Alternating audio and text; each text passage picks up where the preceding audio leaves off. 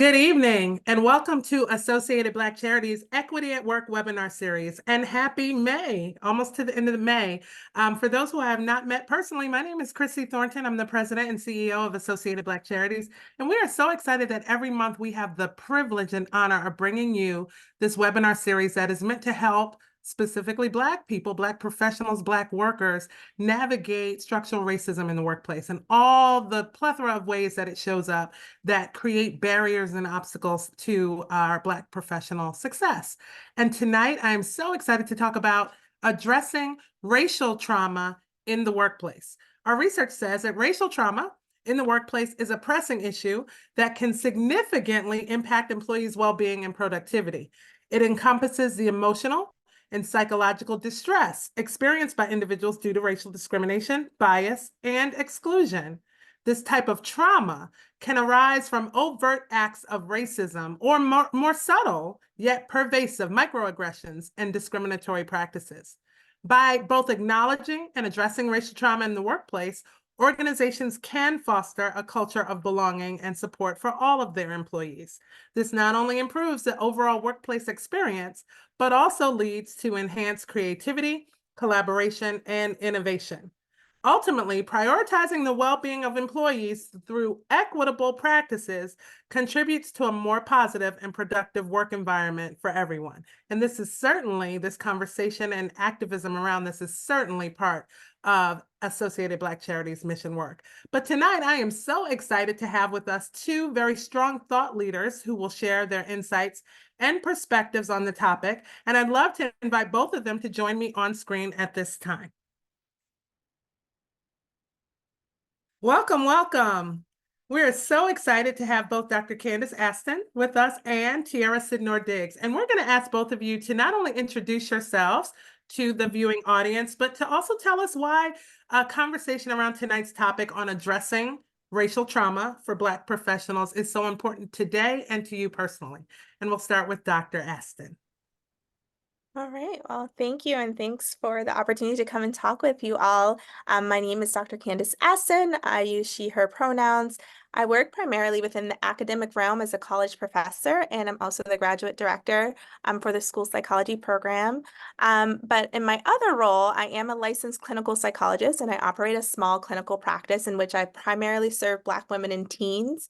My research and reason for entering the psychology profession has been to alleviate mental health difficulties faced within the Black community and remove the stigma that often exists within that community, in our community from that standpoint.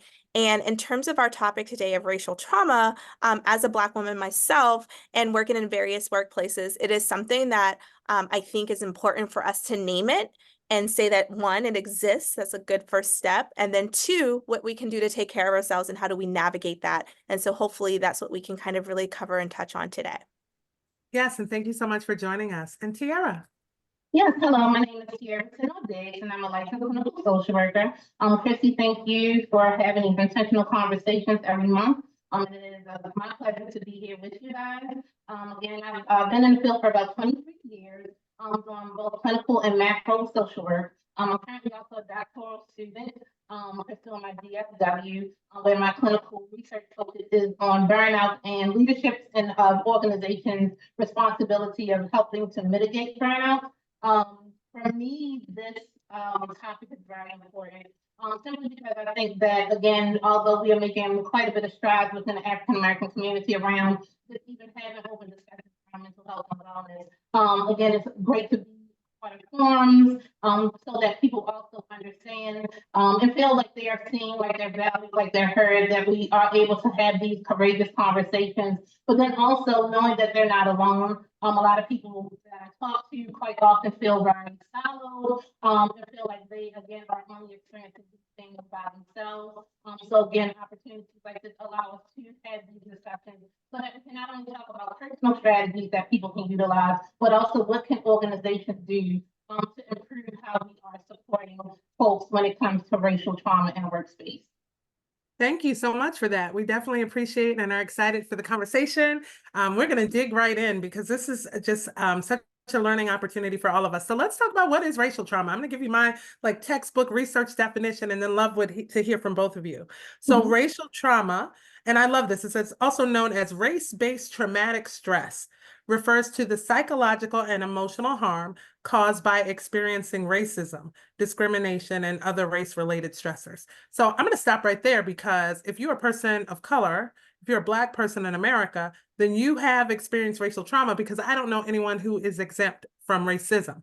And so, unfortunately, this is, part of the Black tax, right? What we carry around just in our everyday living. And now we add what that looks like when we enter workplaces that aren't built to be inclusive, that aren't necessarily built to be safe for Black people, and how racial trauma shows up there. So I want to ask you all for just some examples of how racial trauma might manifest in the workplace. And I'm going to ask the viewing audience to contribute in the chat as well, maybe some firsthand experiences that you all have. But what are some examples of workplace racial trauma? I can chime in. I think first it's important to kind of talk about how it can be direct or indirect. So in terms of direct, it can be that, someone actually called you a racial slur, at work. So kind of something clear and direct as that. But it can also be kind of just the indirect is just viewing of police brutality on videos over and over again, or, you know, coming in and kind of someone mentioning to you like, hey, did you see, you know, the last video? So I think it's important to understand that it can hit you in many different ways. It doesn't have to be that like there was actually a direct attack on you per se. Sometimes just the exposure to what's happening to other people within your community has a traumatic effect.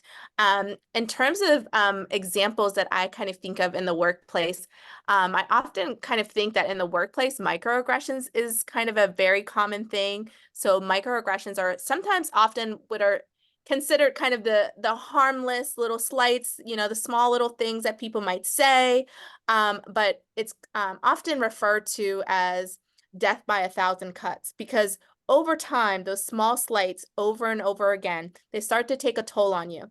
And what that can look like is, you know, you showing up to your workplace and getting into a meeting, and then every time you have a meeting, they're mispronouncing your name over and over again. So it can be very small, and someone might say, oh, that's a small thing. But over time, that takes a hit on you, and that can take it can start to have a toll on your mental health.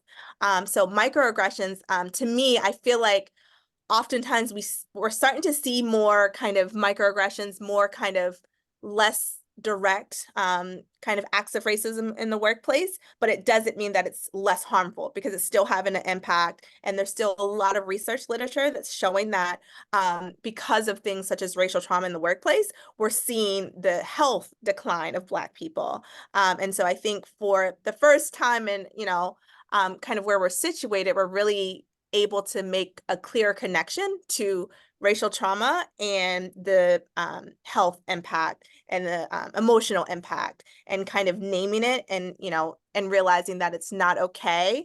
And that, you know, if you are, you know, experiencing, you know, some of the racial trauma that kind of comes up, it's important to figure out what to do about it next. Yeah, absolutely. Tiara? Yeah, and I would add to that, that again, oftentimes you'll find that it's often dismissed or minimized. And so oftentimes it leaves the person who's being impacted, almost kind of feeling, for lack of better words, kind of crazy. You're questioning, again, is it truly happening? Because again, oftentimes if you have the courage to speak up about it, again, oftentimes you're not taken seriously. Oftentimes you'll often see this as well with the policies and procedures, lack of policies and procedures that support discriminatory practices. Also, just sometimes, again, being seen, not being valued, not being heard. Dr. Candace talked about, again, those microaggressions. And so, again, just people making jokes, slurs. We kind of saw this recently with Representative Jasmine Crockett. Again, someone made a comment about her eyelashes, which had nothing to do with her work performance in that space. However, again, that person felt compelled to, you know, insult that woman in that way. And so again, these kind of different acts of, again, making one feel less than, insulting sometimes your competency level, not being invited into spaces. These are other ways that it may also show up as well. Yes, and Tiara, I'm going to ask you, just, I know you're already close, come a little bit closer. We're having a little bit of audio difficulty. And so we're asking the audience to bear with us. Yeah, it's like in and out. I'm not sure what that is, but we definitely don't want to miss any of the contributions that you're offering. And so you're both talking about overt racism, overt examples, covert things, small things, microaggressions.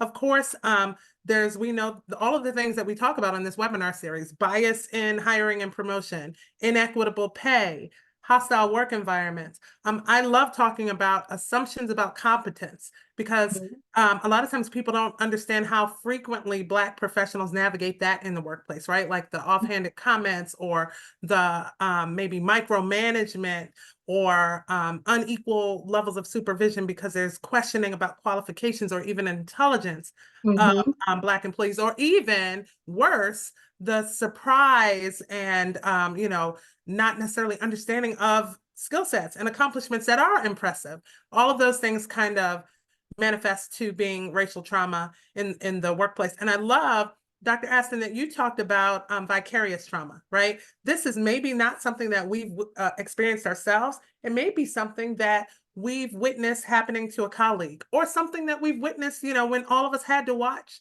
George Floyd being murdered over and over and over again on social Mhm. media and on the news networks and stuff, even though we might not have known him personally, we might not have been there to experience that. All of those things are things that we carry in our psyche and that we carry into the workplace and cause us to have a perspective about how we're being treated at work. So let's talk a little bit about the word addressing, because I know that might mean different things to different people.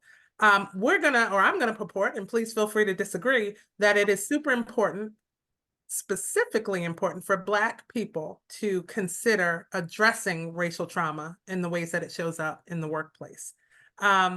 If you agree or don't, but if you do, why specifically would you agree that that statement is important, that it is absolutely important that we address it? Yeah, I can chime in.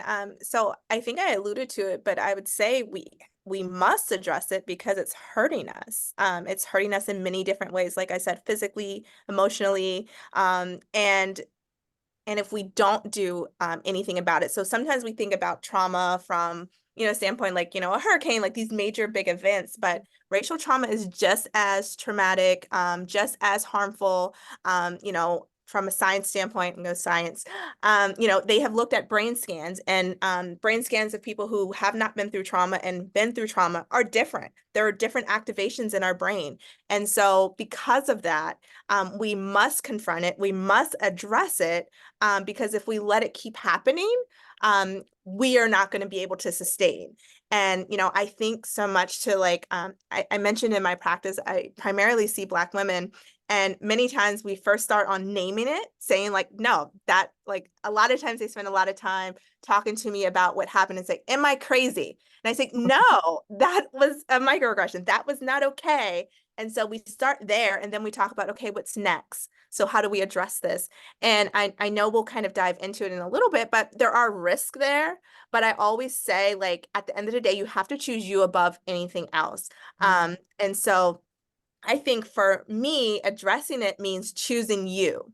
And I always kind of give the example, and this kind of goes towards all jobs, but like, if something happened, the next day the job is going to keep, going on, but you have to figure out how you're going to prioritize you in this. So to me, it's absolutely not a choice, but to address it. Now, addressing it doesn't mean calling up your boss and saying this was this and you better change it, but addressing it in a way that feels right for you. So how I may address it may be different from how, Ms. Tiara addresses it. And that's okay, because we have to do what feels right for us. And so also addressing it could be you seeking therapy. That could be addressing it.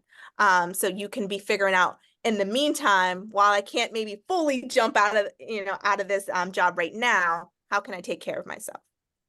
Absolutely. You mentioned mental health and well-being.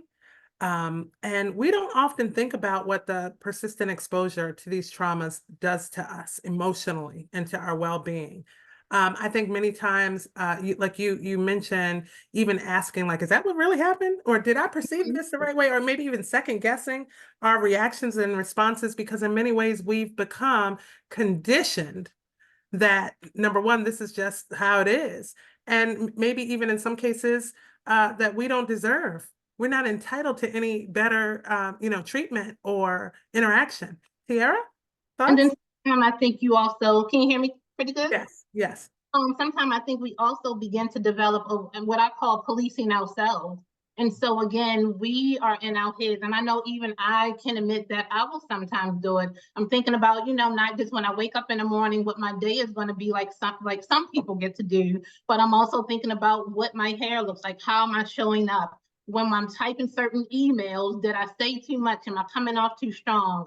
Even when I'm speaking in meetings or wherever I may be in a particular type of place, I'm overthinking about what language am I using? Can I show up authentically? And so again, when we don't address these things, it also truly impacts us in that way, because again, we can't show up as our true selves. Like Dr. Ashton kind of talked about, it does impact our mental health and well-being, but also from a health perspective. There's a huge increase, especially if we are talking about Black women, in heart disease, high blood pressure, again, those somatic symptoms that we often experience, those headaches, those body aches and pains, that you just kind of, thinking about, oh, maybe it's just stress. But these things actually impact our body.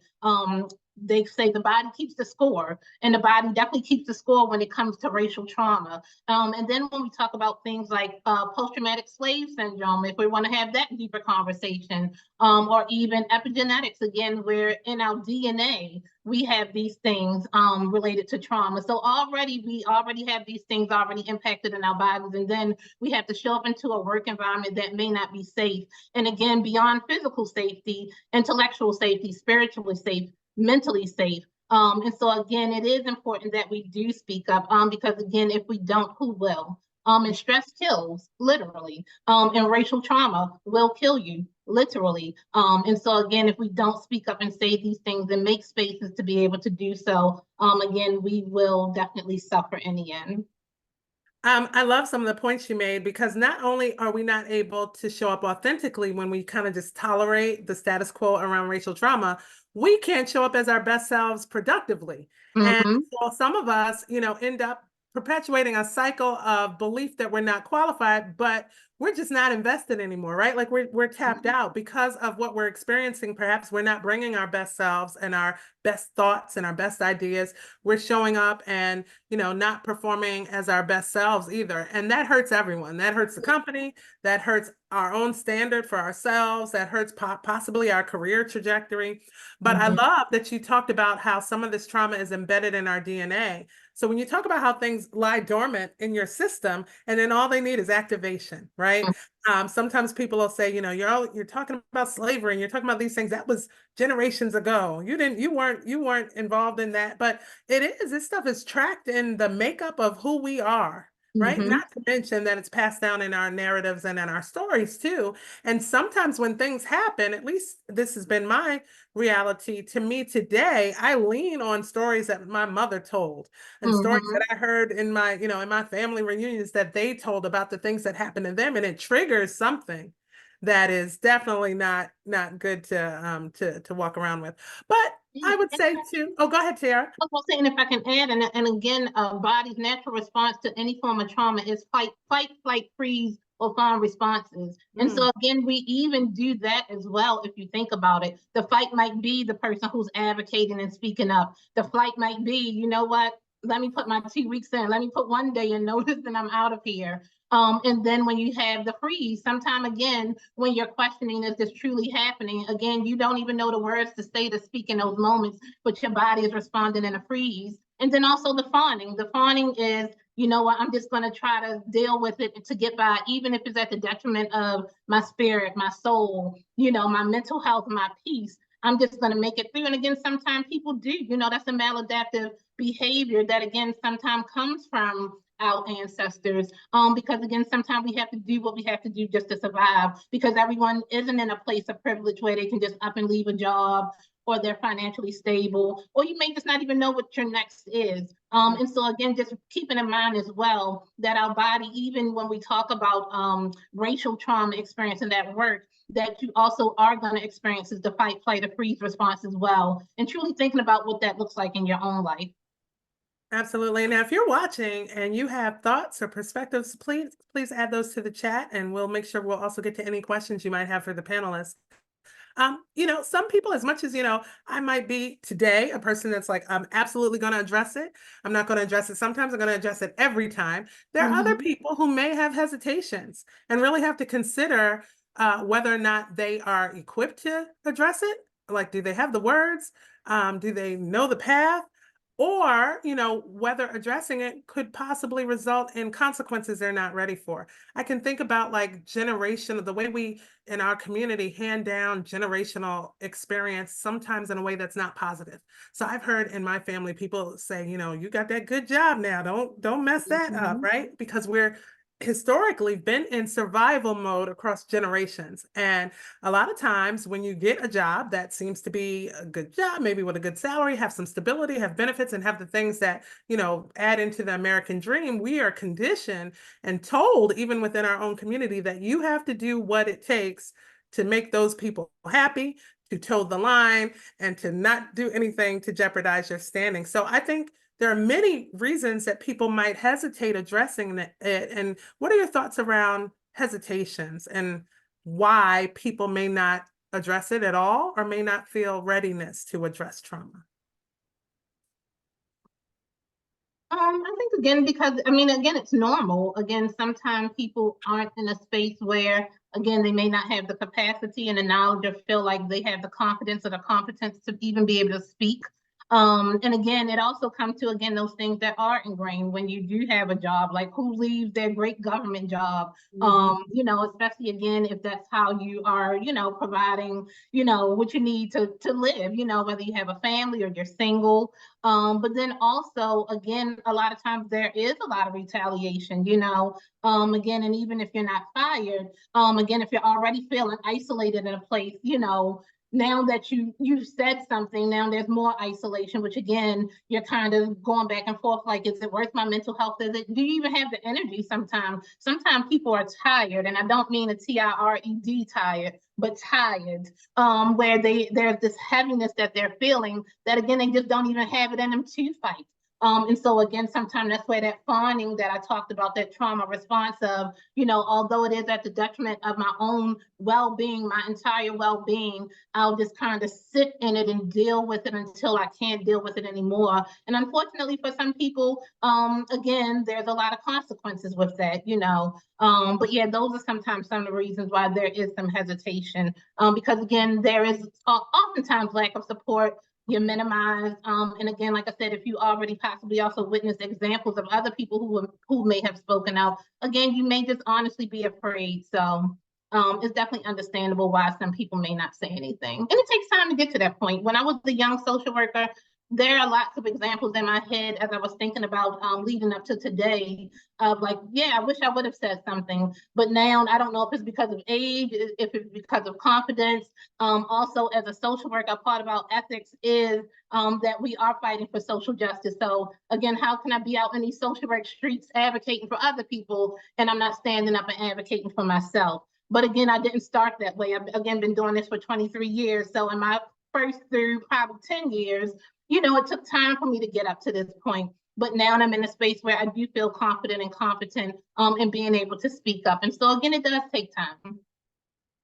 Dr. Aston, any thoughts? Sure. I was going to chime in and say, like, I definitely agree in terms of the risk. There's risks that are associated with kind of speaking up and addressing it. And, you know, with, you know, thinking about Black people specifically, oftentimes we are, you know, considered more marginalized and, you know, getting access to that good job and all of that, like that feels very like, I can't, you know, risk that. But I think there's also another part to the hesitation, which is kind of intrinsically when we think about our own kind of self-identity, positive racial identity. I feel like sometimes there is kind of an ownership of some of the negative, you know, perceptions of Black people, and kind of you almost think that like, okay, this is okay to happen to me because why? Like, or, you know, okay, yeah, maybe I need to be treated like that because you're owning kind of these stereotypes of Black people. And so, you know, I think that, you know, what I do when I'm working with my clients is really empowering them to first kind of value them and value who they are, value their culture. And positive racial identity has been also found to be a buffer to racial trauma, right? So when you feel good about who you are and your culture and all that, you know, that can almost kind of have a little bit of a shielding effect to some of the impact of racial trauma. So I think for me, sometimes I think the hesitation is people not feeling fully secure in, you know, their, you know, where they're at on their positive racial identity kind of journey.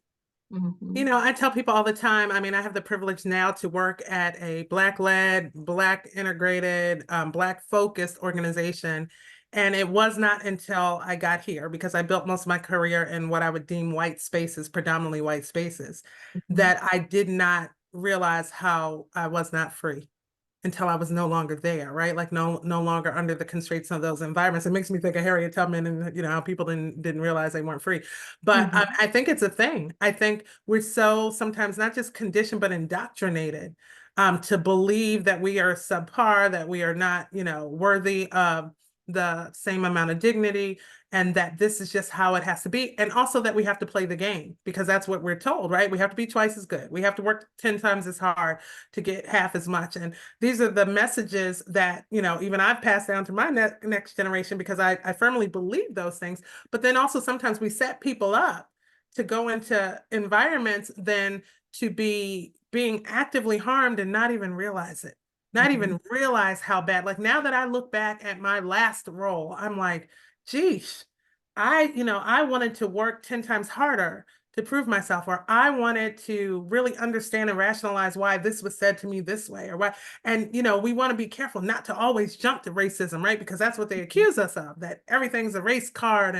But, at the end of the day, it was racism, it was racial trauma, it was abuse, it was these things. And I almost willed it to not be so because I didn't want it to be so, right? I wanted to believe in this utopia of opportunity for someone who's put in the work and is qualified. So it's just rough. There's a question in the chat for you all, and it asks, how can we better equip young boys and girls and young people to recognize and deal with racial trauma? So that's part of this, like, listen, whatever has happened to us, how do we stop, from passing that, I think, indifference and sometimes just blindness on to the next generation. Yeah, I can chime in briefly because I think kind of what you were just kind of saying is first identifying how we're not going to pass down those same ideals, right? Yes, it's okay for you to work 50 times harder than everyone else, even though you're getting the same paycheck. No, like that's not okay to kind of keep perpetuating on. And it's hard to break. I'm a mom, I hear you. But I think it's important for us to first be models for, the younger generation. And then also going back to kids and specifically, again, teaching them, one, to feel good about themselves, because I've worked in many, schools and kind of I've observed microaggressions and, they might have been directed towards, Black youth, and they might have laughed or even joined in on it. Kind of like, yep, that's me. That's us. And so again, there's that self kind of, that negative self, those thoughts about how you are. And I think you have to kind of, one, teach them to kind of appreciate and love their culture. I think that's step one. You have to have that positive sense of self.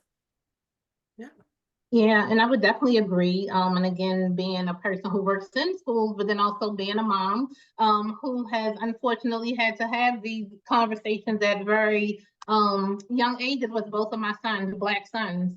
But again, instilling in them, who they are, a love for their culture, as much as possible. You want to have developmentally appropriate conversations as often as possible. I often talk to people, especially parents, that oftentimes we don't find out the microaggressions that our children experience until our children are probably adults. Because again, they're processing things like, oh, I remember when I was in 3rd grade, the teacher said this. So again, we don't want them to be processing these things in their 20s, 30s, 40s, and 50s, but having appropriate conversations with them around kind of what to look for. And again, we don't necessarily want to scare our children, but we also do need to prepare them.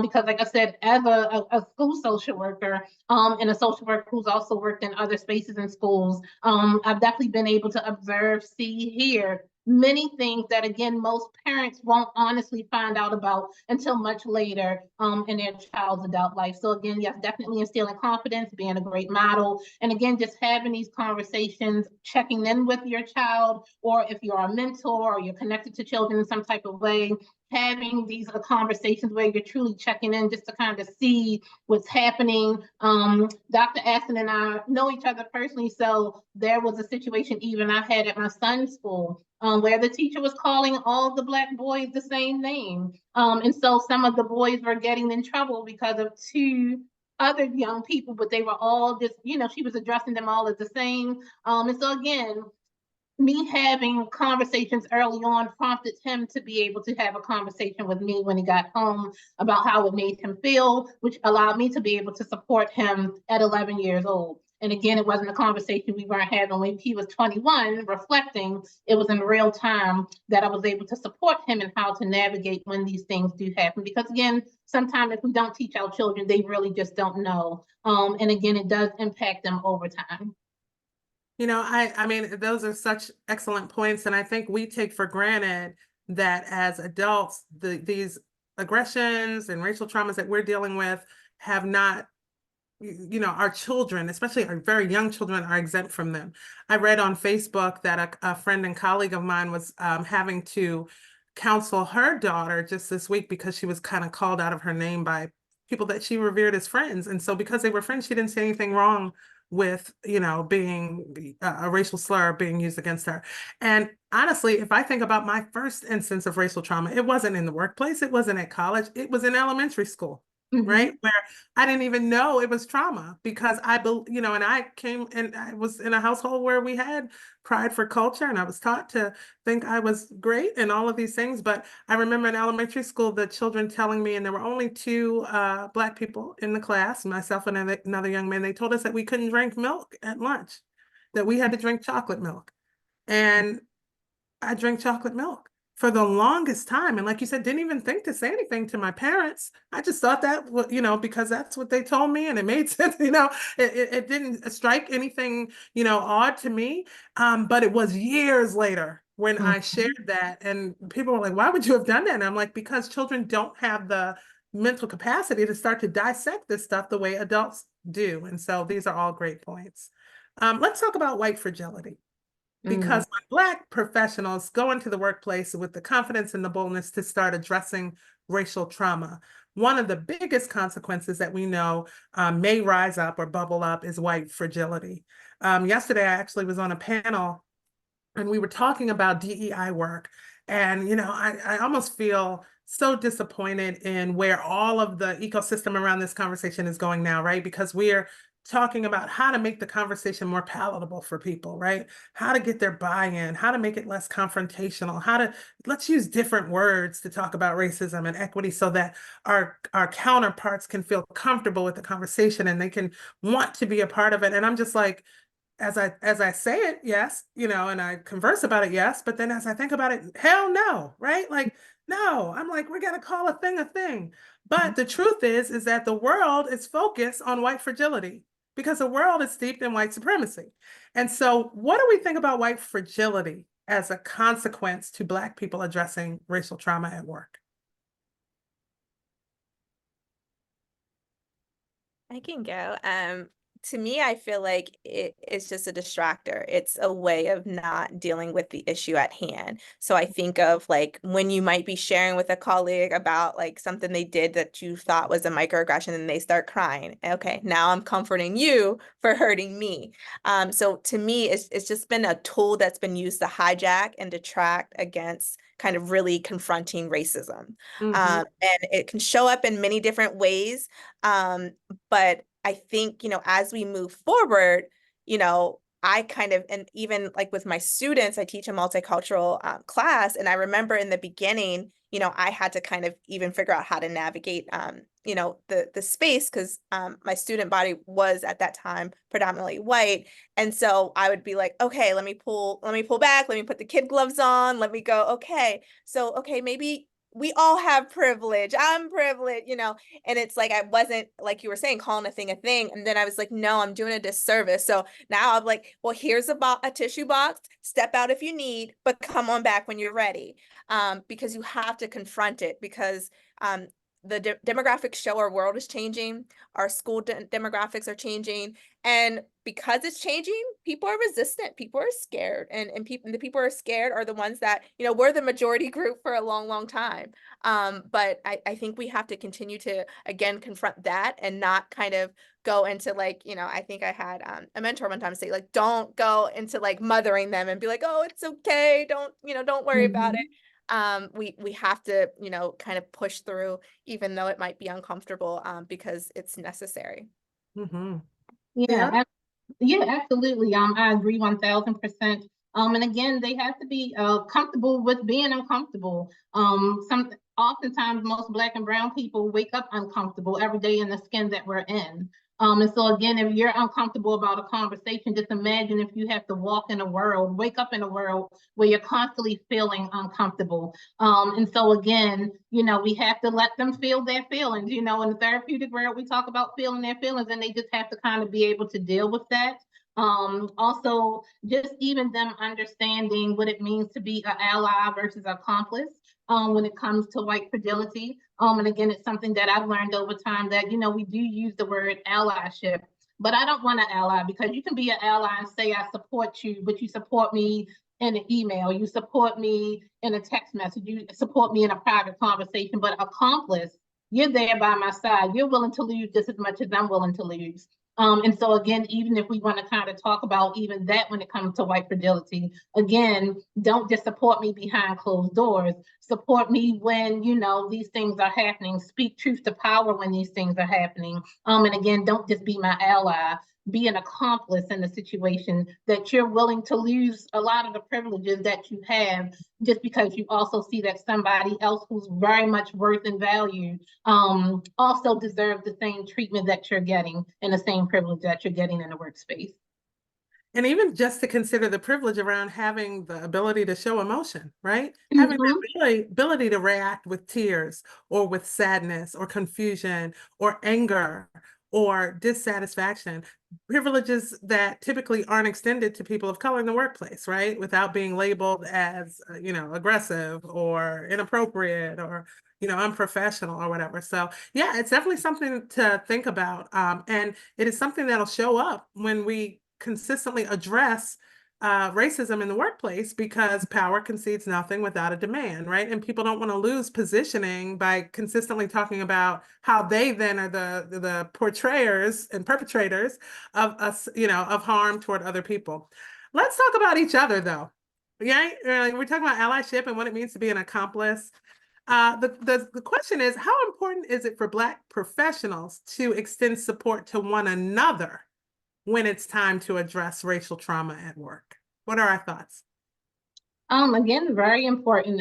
Again, because I know for me personally, I've been in spaces where I've been the only, like literally the only Black or brown person in the building, in a school building. And so again, I remember just feeling alone, like literally. And again, although what I experienced was more microaggressions, again, it was very lonely. Again, I'm questioning these things.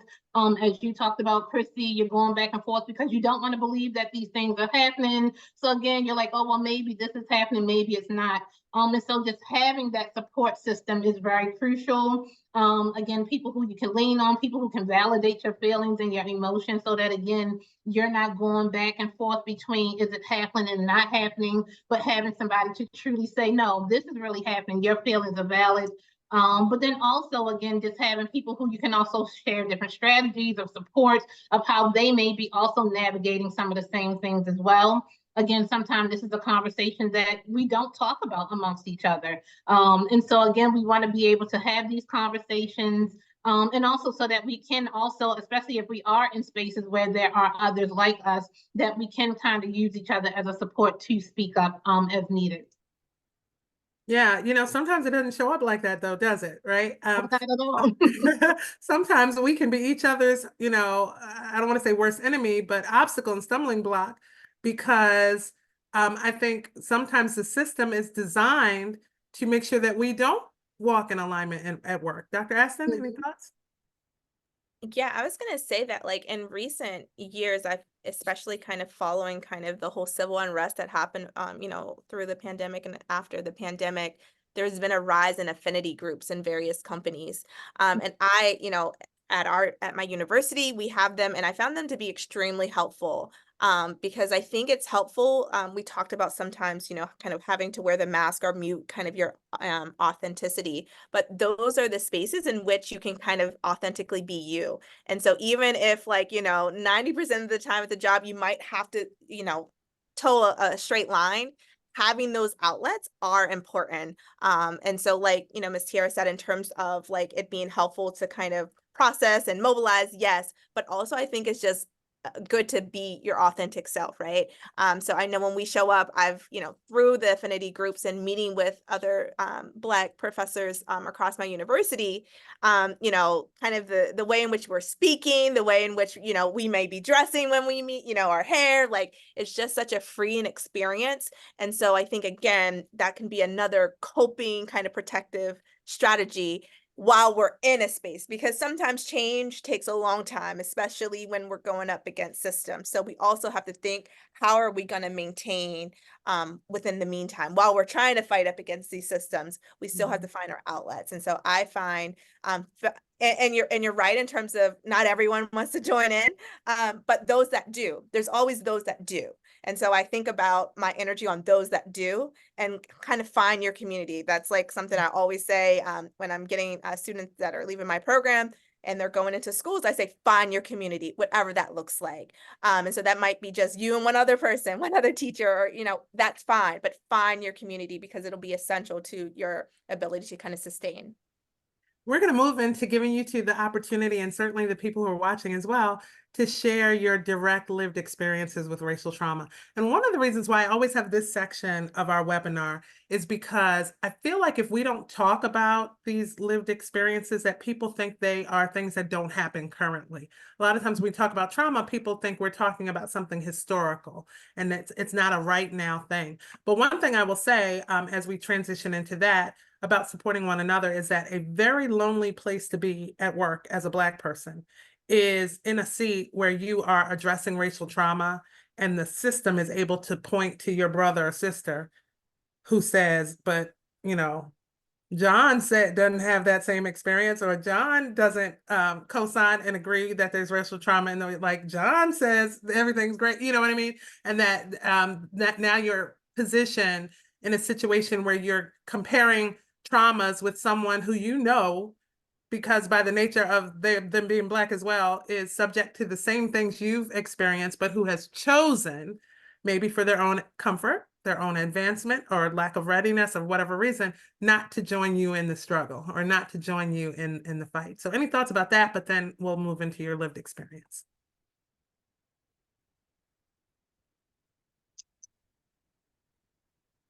And we'll go with either of you. I'll tell you one, you don't want me to go, because if I talk about my direct lived experience with racial trauma at work, we will be here December, still giving you all of the different examples I have piled up in the back of my head. Some things that, sometimes things happen to me and I'm like, oh my God, 5 years ago, I remember that happened, and now I really know what that was, right? And that was a horrible thing I experienced. So I have a good amount of examples, but I'd love to hear you all's.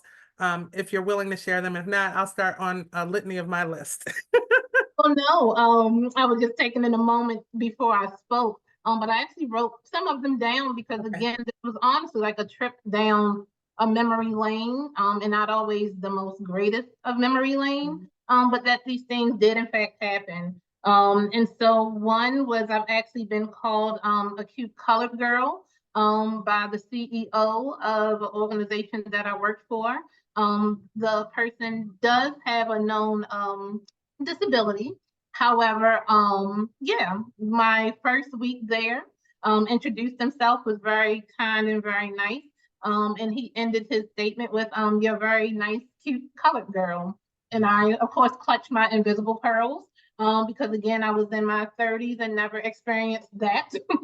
But again, it did happen. Exclusion from meetings, from decision-making processes at times,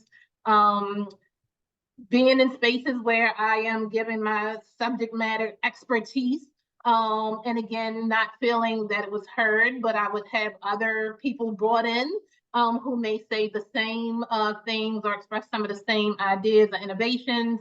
And it was like eureka, the best thing ever, when I may have talked about or spoke about these things.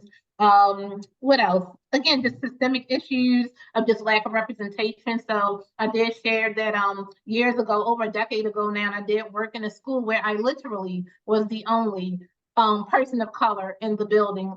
Everyone in the building did not look like me. And so again, that was my first time experiencing that. Especially in a school system, not our Baltimore City school system, but another school system. So again, that was something that took some time for me to even wrap my brain about that. Again, was it intentional that you didn't seek other people, other teachers, anybody else? And again, I happened to be in that position because through a partnership, actually. So it wasn't even that I was even hired.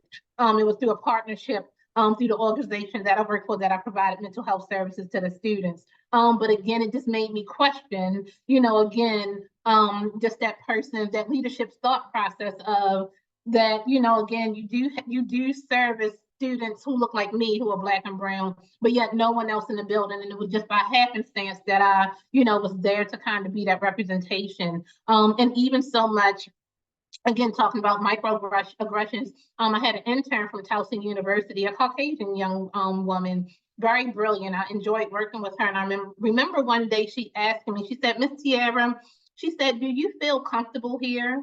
And I said, "What made you ask? What made you ask me that?" And she said, "I don't know." She said, "I just get a vibe that you're not welcomed."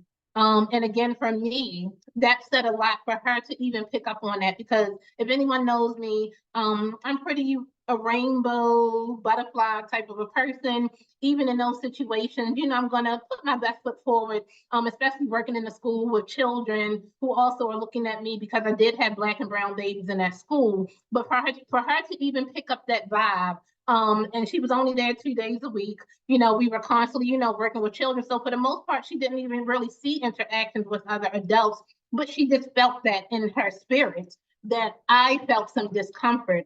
And so for her even to recognize and validate that, again, was breathtaking for me, because that was something every morning I got up and I was holding on to. And I would go a whole full 8-hour workday, just feeling that way internally, but they didn't know. But again, just having someone to validate that, again, was just honestly a fresh breath of air. And again, I've also witnessed and experienced, again, institutional betrayal. I've witnessed others be impacted. And again, early on in my social work career, again, not feeling like I was strong enough or had the capacity to be able to help support them. Like I said, of course, now things have changed. But again, as a younger person in your field, oftentimes, you're trying to figure things out for yourself. But then to see a colleague go through something, of course, you offer support to them, but then how do you offer greater support to be an advocate? So, those things have happened. And then also, again, just sometimes just violations of my ethical principles, of my integrity, and again, questioning those things, when again, others may not have to, stand trial, but again, sometimes often feeling like, I have to kind of prove myself.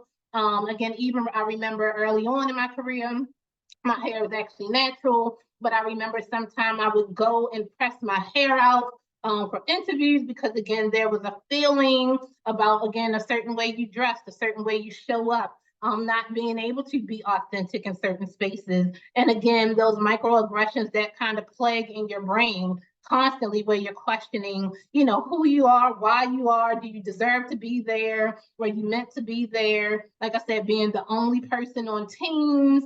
And again, me questioning again, was there just a lack of effort to find other people? Or, does it not matter? Is it not at the forefront of your brain? But just all of those things, I've definitely experienced, and still do sometimes to this day. But again, like I said, I am in a better space where you feel a lot more confident to be able to speak up, to say something. And also, I do recognize that I am privileged with my skill set, that I can literally pack my things up and go. Now, and again, I'm not saying that I'll have a job in 24 hours, but I do feel confident about protecting my peace. Again, there's a non-negotiable efforts at this point when it comes to that. I know that my worth is greater than having to suffer in those spaces.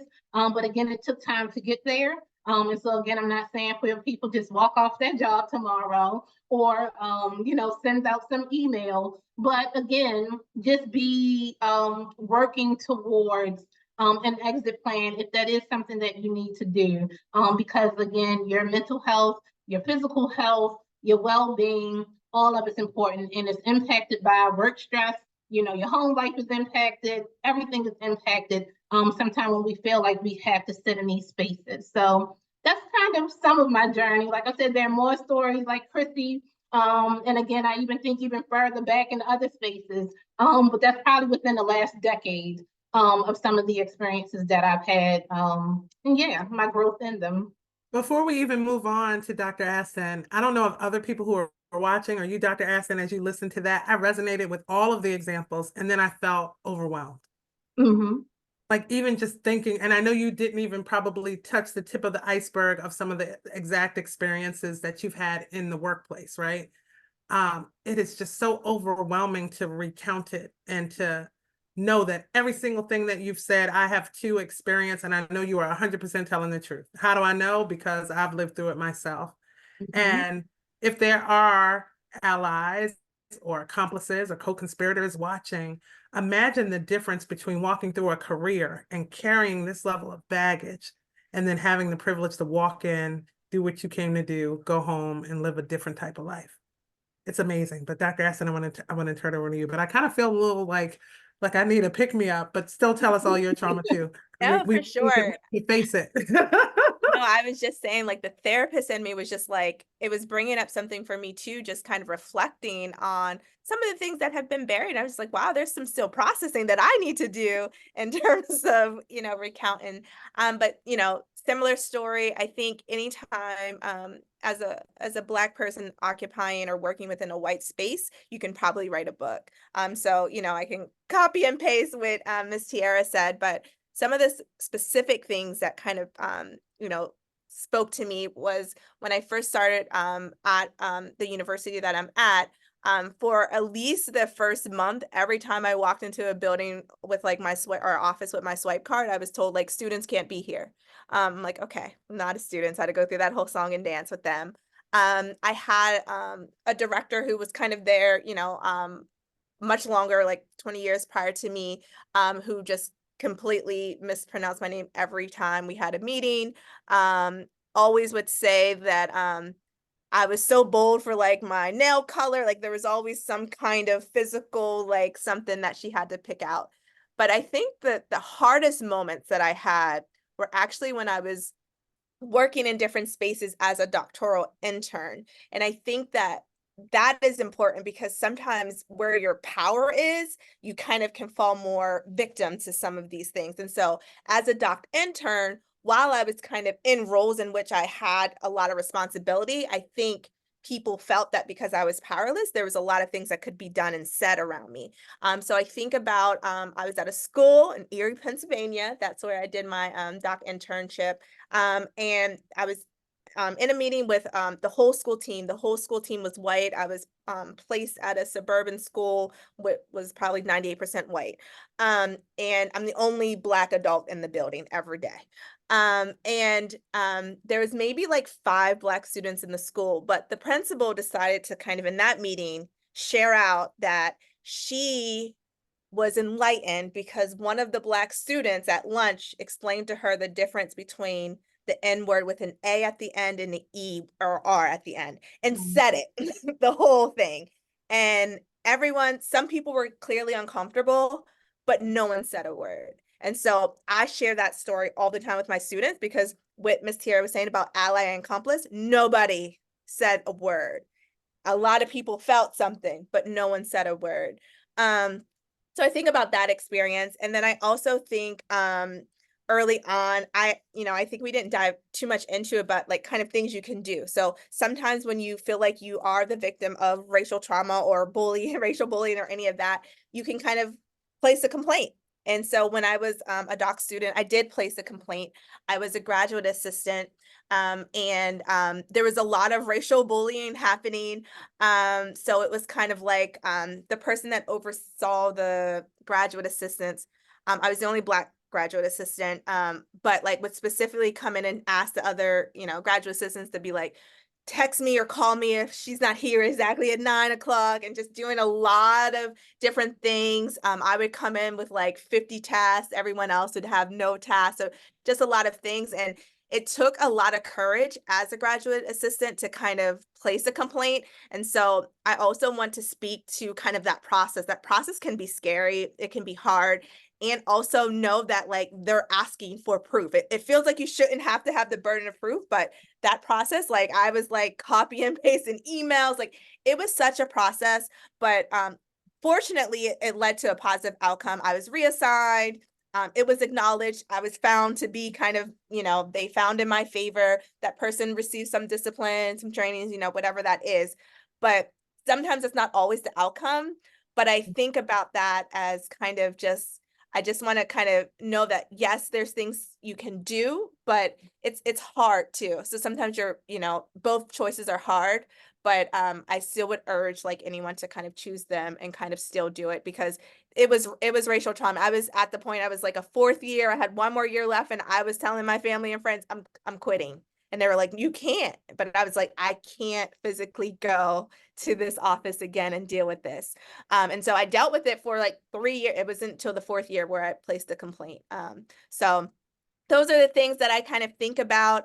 But again, I think that, while it does bring up things, for anyone who can kind of connect, I think it can be therapeutic to process it and get it out. Because I think that for many of us, we muted those things. Like we kind of like, I know when I was pushing through the grad school, it's like, I can't deal with that. Gotta keep Gotta going. keep pushing. Yeah. But I think this is a reminder that, it's okay to also stop, process, do what we need to do, care for those pieces of us that might still be a little bit broken and bruised, because that's what microaggressions and these things do. They kind of just pull at us and pull at us. And so there's a term called weathering, as it relates to racial trauma, which if you think about a building and weathering, like kind of the panels start to fall off as time, that's what happens from racial trauma. It starts to wear on us. We start to wear down. And, I think, all of us on this call today, we don't want no one wearing down. And so in order to do that, we got to confront it. And we'll get there sooner if we can do it together. Absolutely. And we have to do it together because we have to realize we're not alone in this. And, hearing your stories that are very similar to mine, and I'm sure other people are listening in that have very similar stories, we know that this is not just independent lived experience, it's a commonality that we share. I've experienced, I think, throughout my work journey, a number of microaggressions, much like the two of you mentioned, a lot of people taking credit for my work and my ideas.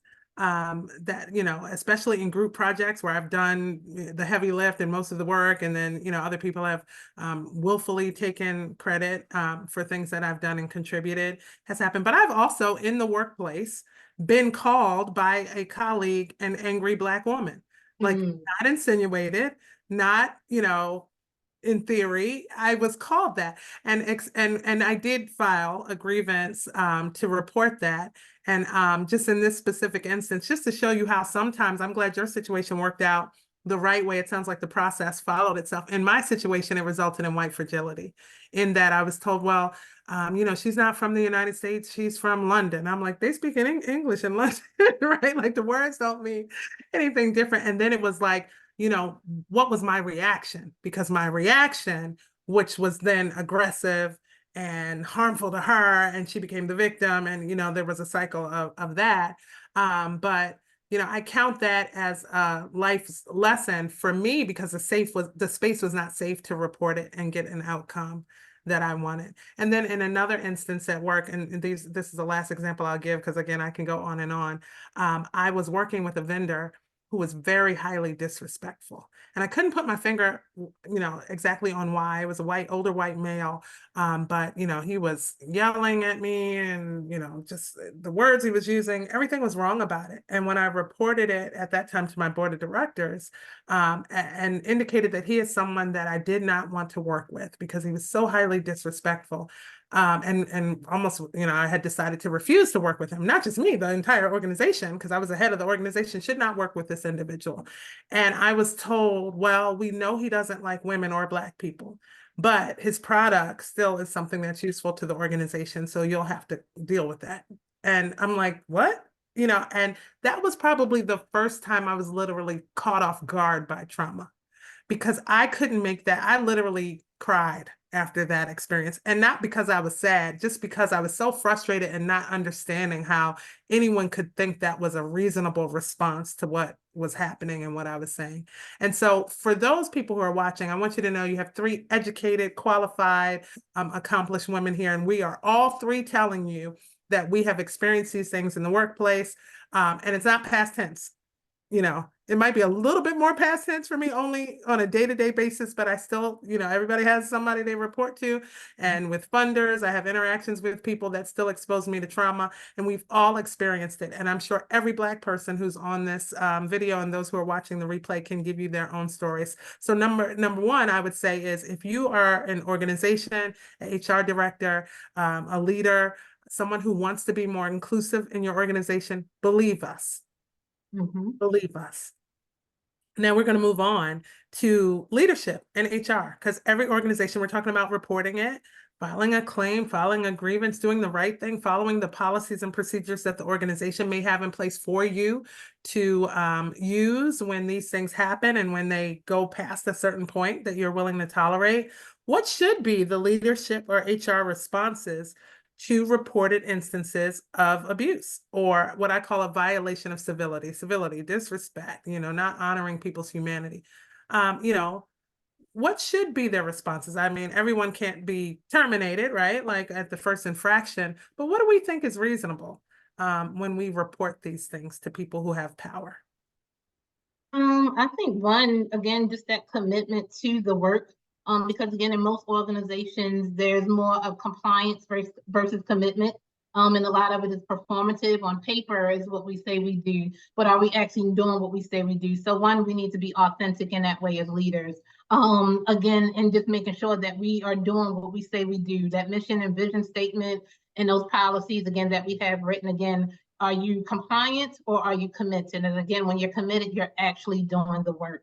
The other thing is just, again, being very clear about the policies that are in place to address these issues. And again, being very specific, because again, sometimes the policies that are in place are, very open to suggestions and, sometimes aren't very clear. And so again, just making sure that those things are in place. Also, that there are clear systems of how you even go about making a complaint or filing a grievance, because again, it can be very murky. You talk to one person in one office and they tell you this is what you need to do, or sometimes you have a back conversation with another person, and as Dr. Candace talked about, again, you basically have to have all this evidence just to make sure that someone believes you and you feel like, again, you were the one who were impacted by this, but at the same time now you are the one who is also trying to prove that these things did in fact happen to you. And so again, just making sure just even that that pathway is clear, so that again, that person does feel supported in them being able to report these things, but also know that there are also going to be clear actions as well. And just also making sure that there are consequences. We're holding people accountable for these actions. And again, also modeling these things, making sure that there are trainings. And a lot of times you find that these days, most trainings, you get to choose whether you go and participate in DEI or cultural humility work or social emotional trainings. And so again, making sure that some of these things are mandates. If you are a company or organization who are stating that this is what we believe, this is our mission, and then also just making sure that the people that work there also value these things, but then are also committed to the work and are participating in these things, not because they can choose and pick and choose because what feels good to them or what makes them feel comfortable. Again, making sure that, again, everyone is able to participate in these things, and they don't get to choose when they want to, again, be an ally and don't be. I love that. And I think too, many times when I've gone through the proper channels of whatever the policy is to address racial trauma in workplaces, I've found myself in mediation settings, which I don't necessarily think is the proper response, right? It reminds me of when you were a child and you would go to your mom and say, so-and-so did this, and they'd say, well, what did you do? Like there's not always a what did you do, right? Like to earn or to deserve or to, prompt racial trauma. Sometimes this stuff just happens, and it's not about a mediation. It's really about addressing number one, acknowledging the affected individual and their feelings, but also addressing the perpetrator of the behavior. And you can do that without pulling in a session that then involves the harmed person to take some portion of responsibility for the interactions. What do you think, Dr. Axton? Yeah, I mean, I agree with both of you in terms of different avenues. I also think, a response can sometimes be, for people in leadership or HR, I think thinking about if you're getting these complaints, and even if, because I know sometimes you can go and say, like, I don't want to do a formal complaint, but hey, this is going on. Now, if that's happening, then doing steps such as doing a climate survey, right? Like to kind of evaluate the work climate can be helpful. I also think that it can be helpful for HR or, other people in leadership to figure out different ways in which people can report these things. So I know at my university, there's the formal kind of Title IX process where you're going through some of that, long drawn out kind of thing, but there's also kind of this like anonymous way you can kind of say like, hey, in this class, this happened, I didn't feel right, like where you don't have to kind of put your name out there, but it still happened, it's documented, and some kind of other things can happen. Other responses that I think I also don't know if the mediation is kind of really, the appropriate way, because often there can still be that power imbalance. And so when you have a power imbalance, a mediation is not going to work out.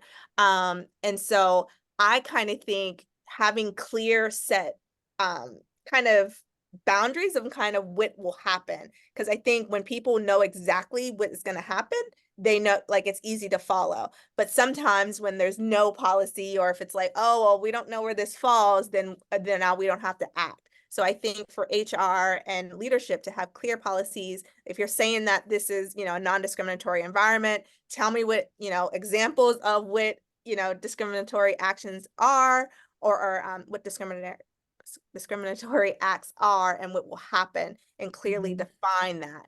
Because I think that can also help deter people to engage in those practices. I think it's so important what you just said about the consequences being outlined, because when they're not, they become subjective, right? It depends on who did it or who said it or who, where they fall in the organization. One thing I want to point out, and then we're going to move toward our close. So if the audience has any questions, make sure you drop them in the chat. Is when I did research on how organizations can take the responsibility of creating cultures where racial trauma is, eradicated and addressed. All of the measures that my research indicated were rehabilitative, right? Establish clear expectations, provide education and training, unconscious bias training, cultural competency training, encourage accountability, address a behavior promptly and fairly, promote restorative justice, right, as an alternative to punitive measures, foster a culture of inclusion and respect, monitor and evaluate, like it was all like the most positive kumbaya-ish type guidance. And I'm like, where is Sally has to go, right? Like, where is that I'm harmed, I'm here, I should be protected, and there should be a zero tolerance policy in place, depending on how egregious the activity is, that Sally now no longer is employed by the company because what she's done has harmed me, and your responsibility is to protect me. Where is that in this conversation? Or am I just too militant and, wanting the hammer to come down? But it just seemed like there's a lot of like, let's alternatively train people to be better people. So what do you think? Again, I think it just speaks back to the earlier discussion about the fragility piece. Again, and so just always making sure that others who are not being harmed are still feeling comforted in the space in which, people who are being harmed are still being harmed, even after they believe or they're led to believe that, some action is being taken place, almost like smoke and mirrors, again, we kind of believe that, we're going to report that these things are happening, but again, also oftentimes they're making it so that, again, they don't rock the boat on the other side. And so again, it's not fair, it's not right. And I think that's where sometimes the advocacy comes in, again, of calling those things out. We talk about call a thing a thing, also calling that thing a thing, of making sure when we talk about safety, and again, making sure that it's safety for all, then also sometimes it may mean that safety means that people don't need to be in that building who are causing harm. And again, it doesn't have to be physical harm. Again, if somebody starts beating somebody over the head, of course somebody's going to be hauled out. But what about the mental injury? What about the spiritual injury that takes place that, again, affects productivity and all of these different things that impact organizations? And so, again, those things have to be a priority. Again, if we're going to haul somebody out for a physical attack, we also have to be willing to do so if people are being mentally harmed as well. Absolutely. Yeah, and I was just going to chime in that I think it's important to think about who is drafting these policies. And so we have to think who's at the table, because I think if you think that your kind of white male is writing these policies, okay, yes, we're going to understand why. We're going to give it the benefit of the doubt that they just need education. So it's important that HR and people in leadership are thinking about, okay, what is the diversity of thought that's at the table, who's crafting these policies? So I think that is a way forward, is thinking about whose voices are you considering, giving power to kind of help shape the policies, like who's writing it, because they're writing it from their standpoint. And so we need diverse representation in the writing of the policy so that it doesn't feel like kind of fluff. It feels like there's action behind it. Because if you have diverse people at the table, they're going to say like, no, like this is harmful. Racial trauma is real. So like we have to do a little bit more if someone's doing XYZ. You know, from a system standpoint, there's many ways to attack it. But I think that as we, you know, in many ways, you know, the diversity is changing in many different companies and things like that. But if you start looking at the leadership and the executive boards, there still is a long way to go. And so we still have to work to kind of, you know, break through to that next level so that we can really implement change. So as we begin to wind down, I wanted to leave our Black professionals with some guidance and some resources from you all, from your expertise on two areas. And the first is, how should Black professionals cope with ongoing trauma? And the second question was, where do Black professionals find healing? But I will tell you that I'm getting ready to like flip the script a little bit, because again, I did research and I have some ways that Black professionals should cope. And I have some listed ways of and places that Black professionals find healing. And the one answer I was looking for was not on the list. So I added it myself. So I'm going to start from that answer, and then we'll work backward to make sure we give people the tools that they need. So the question was, how should Black professionals cope with ongoing trauma? And Chrissy answered it and said, don't, get out. Now, let's start there. I know that's not for everyone. I know everyone doesn't have the opportunity and privilege. But as I read all of the wonderful guidance about places we should go and things we should do to push through, all I could hear screaming in my subconscious was, get out. What do you think about that? And, oh, you go ahead, Dr. Aston. No, I was going to say, like, when you were speaking, I kind of think of, you know, I'm a fan of that answer, because I think sometimes I say to clients, like, you're trying to, you know, if you think of you as like a circle and the box is a square, you're trying to fit you through this square. It's never going to work. And so sometimes you have to find that other match that's a circle so you can go in and it can be in alignment. So I think that, again, there's ways in which we might have been conditioned that that's not an option for us. So I think that, you know, in many ways, reminding people that, like, and another thing I say, I was like, your feet are not cemented there. You don't have to stay there. There's not a I work here, period. It can be a comma. You can move around. You can maybe come back if they work on themselves and get a little bit better. So I think for me, it's reminding yourself that you are free, and it's reminding them that they do have power. And yeah, maybe you can't quit tomorrow, but you can start that plan. You know, sometimes, like, you know, I've worked with many clients here. I'm like, okay, your task this week is to look on Indeed. You don't got just look. And then the next time I'm like, okay, I want you to click and kind of draft a resume.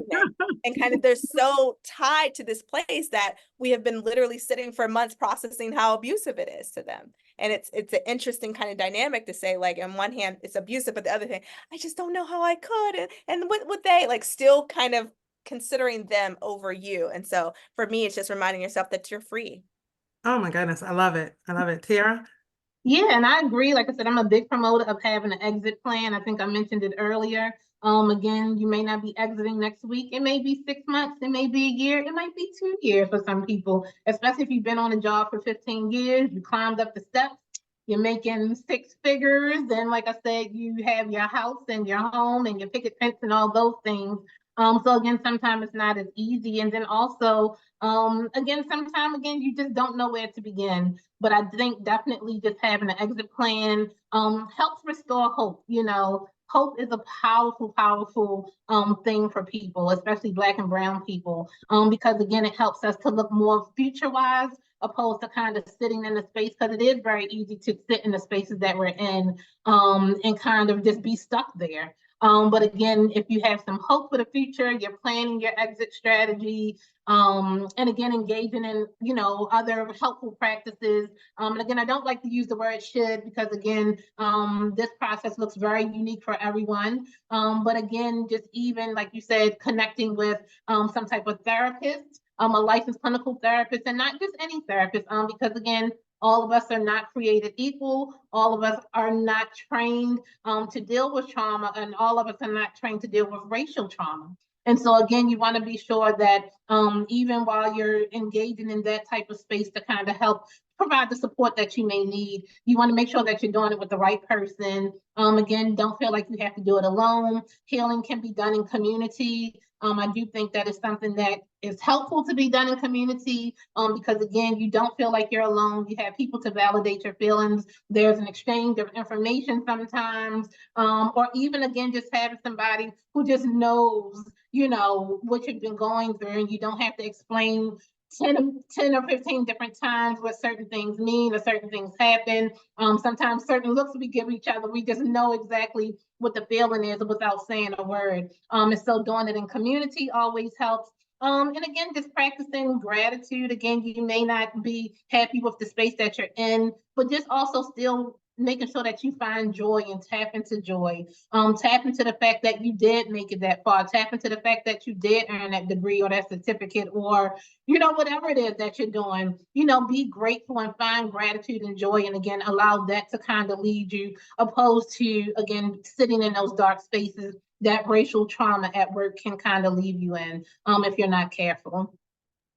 Absolutely. And thank you for sharing some of the really great coping strategies and healing practices as well. I'm going to make sure that for those people who don't feel equipped to get out, now I'm saying get out. Life is short, get out. Now, like you mentioned before, 2 years ago, I might not have thought that. 5 years ago, I might not have thought that, right? But like also age, wisdom, and life experience lead me to that modern day current thought processes. But everyone can't leave immediately. Some people will never leave. But we still want them to have the tools and guidance and resources to be successful. So to reiterate some of the things that you've already shared, therapy, both of you have shared these things, support networks, self-care, get involved in advocacy or affinity groups, resource groups, education, and then mentorship, professional development opportunities. A lot of times we don't move because we don't feel qualified to move. We don't feel eligible to move. But there are so many opportunities to grow yourself professionally, to put yourself in alignment with what your next opportunity could be.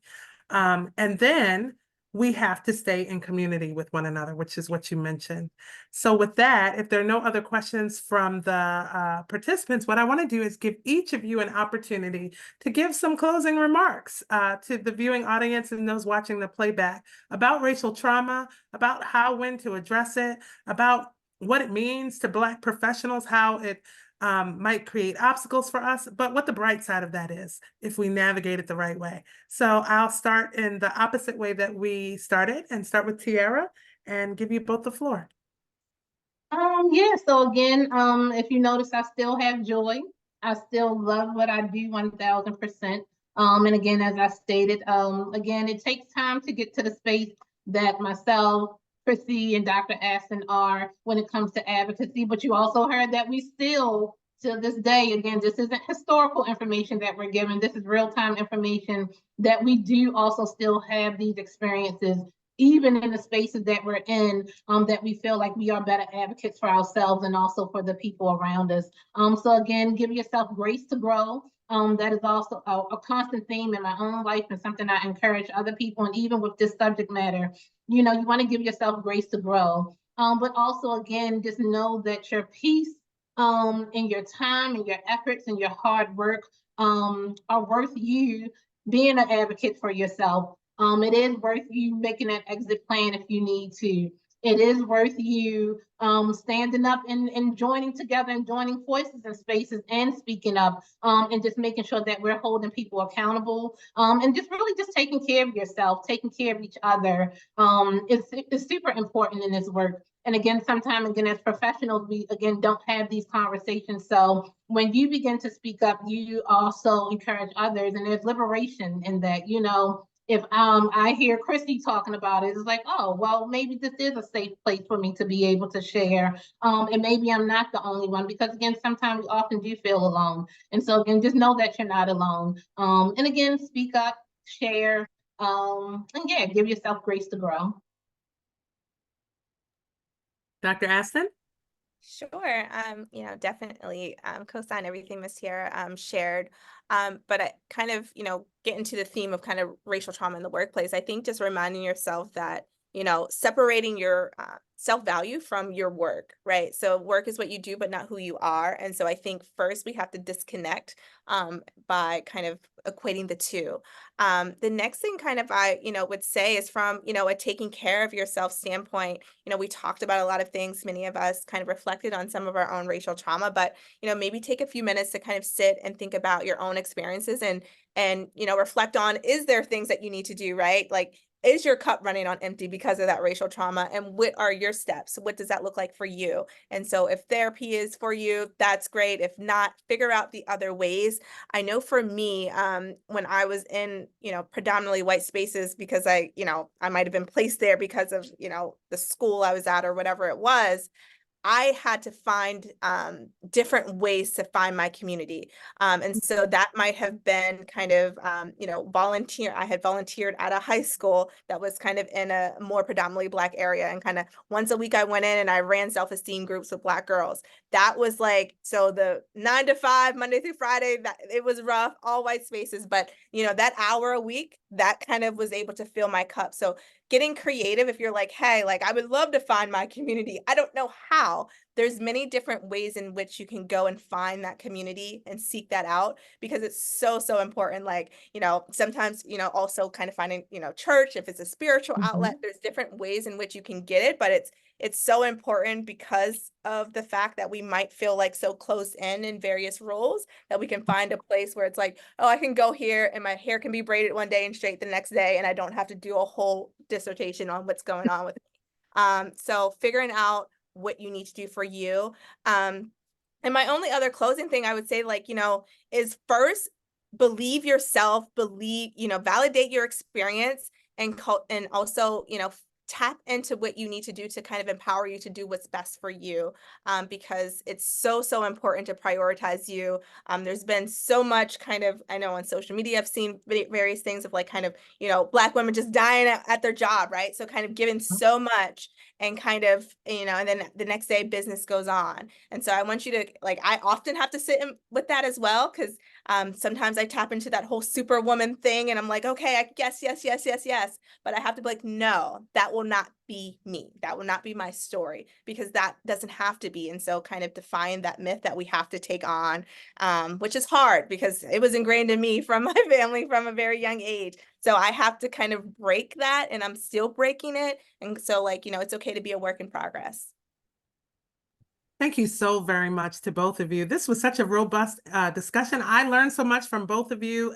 We would love to have you back at another time to continue to talk about this and some other things some more, but we appreciate your expertise and your insight and your sharing of your time with us. And I also appreciate your tolerance of these seasonal allergies that I've been dealing with all night. This pollen in Maryland sought to destroy us and the webinar tonight, but we made it through. Thank you so very much. And for those that participated and watched, thank you for joining us tonight. We ask you to join us again next month for Equity at Work, where we'll be talking about intersectionality at work for Black professionals. And on behalf of Associated Black Charities, I am Chrissy Thornton. Good night.